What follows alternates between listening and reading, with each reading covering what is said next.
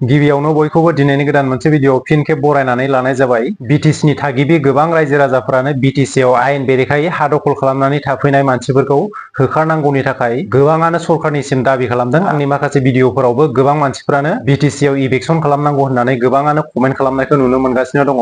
दा जों बे बाथ्राखौ मख'नो हायोदि आसामाव आयेन बेरेखायै हा दखल खालामनानै थाफैनाय बांलादेशि मुसलमानफोरखौ इभिक्सन खालामनानै होखारनाय खामानिया सोलिगासिनो दङ।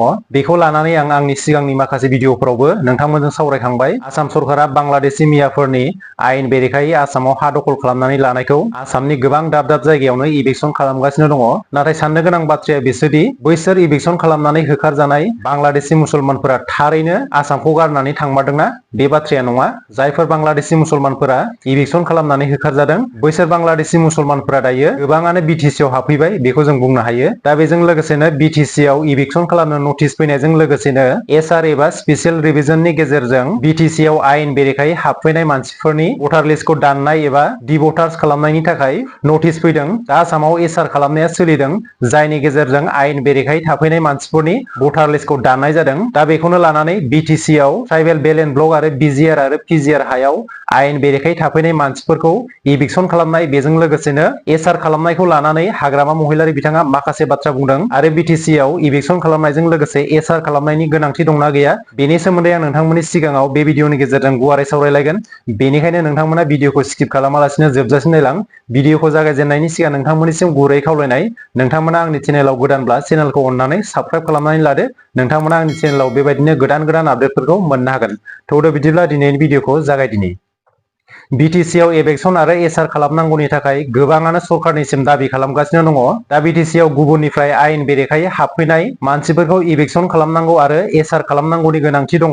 सिगांनि समावनो सुप्रिम कर्ट आरो हाइ कर्टआ बिटिसिआव आयेन बेरेखायै थाफैनाय मानसिफोरखौ होखारनांगौनि थाखाय आरो एसआर खालामनांगौनि थाखाय नटिफिकेसन हरखांबाय। नाथाय बेखौ सिगांनि इउपिपिएल सरकाराबो बेनि सायाव जेबो खामानि मावनाय जायाखै।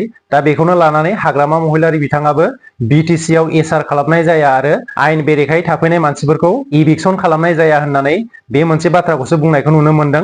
नाथाय बिटिसिआव दायो एसआर आरो इभिक्सन खालामनायनि जोबोर गोनांथि दङ। दा बेखौनो लानानै पाब्लिक रिलेसन पार्टिनि प्रेसिडेन्ट रन्जय केआर ब्रह्म बिथाङा माखासे गोनां गोनां बाथ्राफोरखौ बुंदों। बेनिनो ससे भिडिअ क्लिपखौ नोंथांमोननो होनानै होनि, नोंथांमोना गोसो होनानै खोनासंब्लानो जाबाय। जोंनो एसआरखौ नांगौ। आं पाब्लिक रिलेसन पार्टिनि आफादगिरि हिसाबै बेखौ आं मोनसेल' खावलायहरगोन। आरो लोगोसे जोंनो माबाखौ नांगौ आरोखि, इभिक्सनखौ नांगौ। बे मास्ट बि, मानो होननानै बुङोब्ला जिहेतु बे बाथ्राखौ आं दिनै बुंगोन, सिक्सुवेल ट्राइबेल ब्लक बेल एरियायाव जिहेतु बेखौ प्रटेक्टेड सिक्सुवेल एरिया ट्राइबेल ब्लक बेल एरियायाव माबा सुप्रिम कर्ट हाइ कर्टनिफ्राय अलरेडि 1 बोसोर सिगाङाव जेला प्रमद बर' सरकार बे समावनो इमप्लिमेन्ट जाखादोंमोन जे माबा जुदि नोंथांमोना दाउट दङब्ला एभिक्सन खालामनानै ला। बे बाथ्राखौ बुंनो मानो जे प्रमद बर'आबो खालामबाय। दा थिग दा मोननै आरो हाग्रामा महिलारि बिथाङा मिस्टेक खालामबाय। मानो होननानै बुङोब्ला आं बेखौल' गुरै खावलायगोन, दासिमबो टाइम दंसेयावनो जोंनो एखे अति सिग्रेट जोंनो जेरैखि जाया मानो माबाखौ जोंनो नैबे पिजिआर बिजिआर जेनेबा प्रफेसनेल ग्रेजिं लेन्ड आरो फरेस्ट ग्रेजिं लेन्ड आरो लोगोसे बे माबा भिलेज ग्रेजिं लेन्ड आरो लोगोसे फरेस्ट लेन्ड बेखौ एकदम मास्ट बि एभिक्सन खालामनांगौ। आरो जोंनो एसआरखौ नांगौ। एसआरखौ जुदि जोंनो बानायाब्ला भबिष्यतआव जोंहा थांनानै थानाय थाखाय जेबो मोन्थाय गैया। बेखौ आं स्ट्रंलि मोनसे आपिल खालामगोन। जों दा नैबे मुहुर्त टाइमाव जों जाति धर्म राजनितिखौ जेबो नाया। जोंनो इकुवेलिटि पार्टियालिटि बयहाबो मोन्थाय नांगौ, राइट्स नांगौ। जाय बिथांमोना अरिजिनेल मानसि जेखि जाति जनगोष्ठिया थाथों, जेबो आपत्ति गैया। खिन्थु वेर इज नैबे मुहुर्त टाइमाव जोंनि एसआरखौ नांगौ, मास्ट बि। बेखौ आं मोनसे डिसिजन मोनसे स्ट्रंलि स्टेटमेन्ट लादों। दिनै आङो पाब्लिक रिलेसन पार्टिनि आफादगिरि हिसाबै मोनसे गुरै खावलायो, दानि सरकार थानायखौ बर्थमान अति सिग्रेटै माबा खालामनांगौ, बेखौ एसआरखौ एकदम इमप्लिमेन्ट खालामनांगौ। नङाबा जों फैबाय थानाय आथिखाल दिनाव जोंनि थाखाय बेयाव मोनसे खोमसि समा जोंनि गेजेराव सफैगोन आरोखि। जों गोबां जायगायाव जों थांनो हानाय नङा। खारन एभिक्सन खालामनांगौबो एभिक्सनखौ खालामा होनबायब्ला, एसआर जानांगौबो एसआरखौबो जाया होनबायब्ला, होमबा बे जाहाथे सिक्सुवेल ट्राइबेल ब्लक बेलियाव बोरै थांनानै थानो मोन्थाय दङ। बे खोथाखौ आं दिनै स्पस्ट खोथा बुंनाय जादों। खारन मोनसेल' बाथ्रा, दिनै दुखु गोनां बाथ्राया बेखौ नुदों, जिहेतु जेला प्रमद बर' इउपिपिएलनि सरकार बिथाङाबो बे समाव पिजिआर बिजिआर लेन्ड फरेस्ट लेन्डखौ अलरेडि बेखौ फ्रि खालामनो थिनखाबायमोन। सुप्रिम कर्ट हाइ कर्टनिफ्राय अर्डार खालामसो बिथाङाबो मावाखै।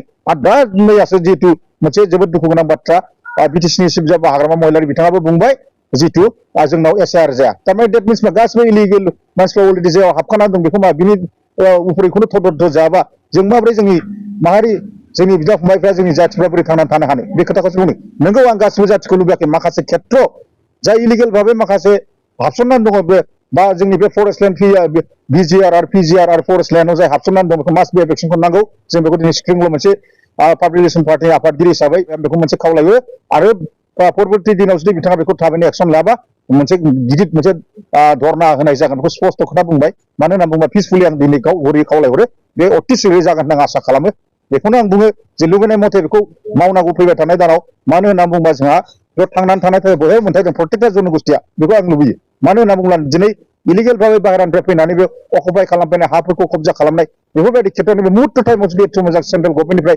स्टेट गभर्नमेन्टनिफ्राय जुदि जोंनो मोनसे चान्स होनाय अपरचुनिटि होनायखौ जुदि जों बानायनानै मावनानै लानो रोंखायाब्ला बबे समाव मावनानै लानो बे खोथाखौसो बुंदों आगोलनि सरकाराबो भुल खालामबाय दानि सरकारा जुदि मोननै भुल खालामबाय एसआरखौबो जुदि नाङा होनोब्ला आरो इलेक्सनखौबो जुदि नाङा होनोब्ला होमबा जों बहा थांनानै थानो जों बेखौ फार्स्ट माखासे जोंनि बर' रायजो राजा आफा आइ आफा बिदा फंबाय बिटिसिनि माखासे जेसेबां दं बिथांमोनखौ मोनसे गुरै खावलायहरो अति सिरियै नारसिननांगौ सरकारखौ जेरैखि जाया जों फैबाय थानाय दं आथिखाल परबर्ती दिनाव जुदि जोंनो बे मोननै जिनिसखौ इमप्लिमेन्ट खालामाब्ला जोंहा मोनसे थांनानै थानाय थाखाय जेबो मोन्थाय गैया आं बेखौ मोनसे दिनै गुरै मोनसे एसएमएस हरनो सानबाय जिहेतु दानि थानाय बिटिसि बा बिटिआर सरकार बिथांमोन गोनां आदा हाग्रामा महिलारिखौ आरो लोगोसे जिहेतु जिखि अपोजिसन पार्टिया थारमाने नैबे खेथ्रआव राजनिति खालामनानै लाब गैया जों मोनसे एकजुट जानानै जाहाथे बेखौ मोनसे नारसिननानै जे एसआरखौ जोंनो नांगौ होननानै बे बाथ्राखौ बुंनांगोन आरो लोगोसे जोङो नैबे जेराव फरेस्ट ग्रेजिं लेन्ड भिलेज ग्रेजिं लेन्ड बेफोरबायदि बुस्थुखौ आरो बेखौ जोंनो मास्ट बि फ्रि नांगौ जिहेतु जोंहा बेयाव माखासे जोंनि सिडुल ट्राइबेल ब्लकेल एरिया अलरेडि जोंखौ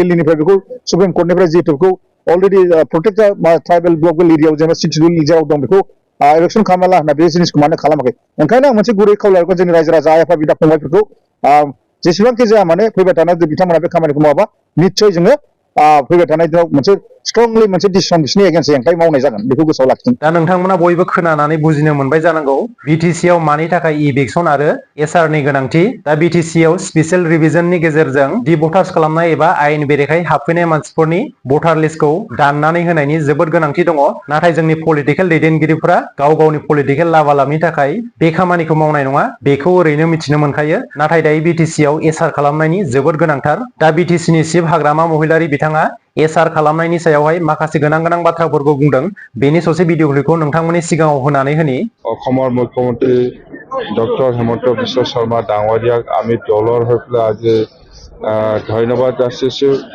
যে বিটিচি অঞ্চলৰ যিটো এছআৰৰ যিটো সমস্যা হৈ আছে সেই বিষয়টো লৈ পেলাই বিটিচি অঞ্চলত এই এক্টিভিটিটো নকৰিব বুলি যিটো সিদ্ধান্ত দিছে ইয়াৰ কাৰণে আমি দলৰ হৈ পেলাই ধন্যবাদ দিছোঁ হাঠা নাযাব যাব এইটো বিষয় লৈ অহা নাই এইটো কথা নহয় এই এক্টিভিটিটোই নকৰিব ইয়াৰ খাটা নাখাটা ইয়াৰ প্ৰশ্ন অহা নাই এই এক্টিভিটিটো নহ'ব বিটিচি অঞ্চল বাছ চিগনেল দিছে না নাই আপোনালোকক মই কিয় ক'ম মই কৈ লৈছে নেকি এছআৰৰ মই নিজে ডাইৰেক্টৰ বুলি মই কৈছে হা মই পাঁচখন জিলাৰ ডিচিসকলক ইলেকশ্যন কমিশ্যন বা গভৰ্ণমেণ্ট অফ আছাম বা যিসকলে দায়িত্বত আছে এইসকলক মাতি পেলাই মই কথা পাতিছোঁ ইহঁতে আমাৰ বিটিচি 2003 চনত 10 ফেব্ৰুৱাৰী যিটো স্পিৰিট সেইটো আমাক সন্মান দিছে এই হিচাপত এছআৰৰ